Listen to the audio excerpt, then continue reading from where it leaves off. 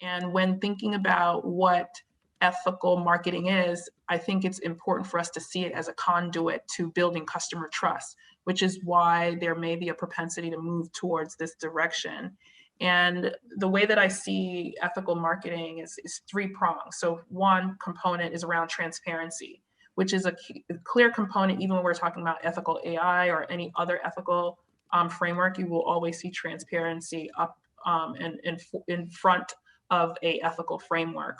But what does that mean from an ethical marketing perspective? It's really about not just being clear and concise, let's say, with your consent or cookie notice, but it's being upfront with what you're doing with data versus having to rummage through what the text or the language is around that consent, that opt-in or opt-out statement.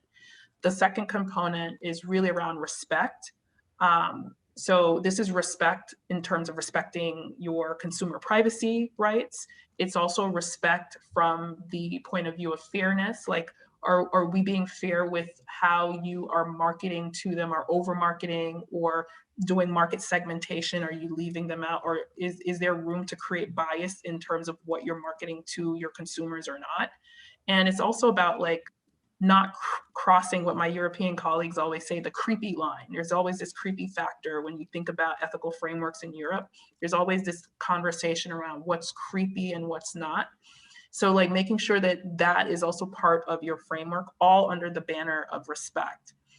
The third prong or pillar I would call more around acting in the interest of the consumer. So that's around like the way that I'm marketing to this consumer, or the way that I'm tracking their data and I understand their buying pattern and who's following them on social media. Is there a way for me to ensure my consumer safety in store, or safety? Let's say you're able to discern or predict that the buying pattern of this person, you notice that a follower is buying them the same buying pattern or showing up in the same location. Is there a obligation for a brand to communicate that to their consumer if they think that their safety is at risk, or they have a stalker, a digital stalker, right? There are all of these different ethical dilemma based scenarios that may come up, but it's all about acting in the interest of the consumer.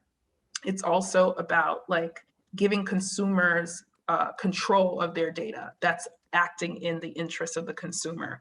It is giving consumers incentives and nurturing your customer journey flow.